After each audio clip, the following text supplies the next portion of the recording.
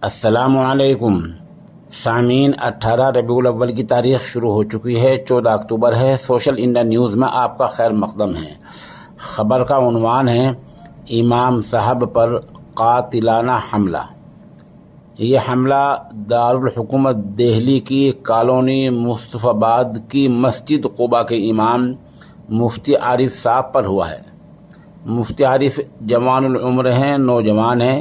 3 دن پہلے ان پر یہ حملہ ہوا ہے۔ چوٹیں بہت زیادہ آئی ہیں۔ مفتی صاحب فی الحال اسپتال میں زیر علاج ہیں۔ آج دن میں جمعیت علماء ہند کے ایک وفد نے ان کی عیادت کی ہے، مزاج پرسی کی ہے۔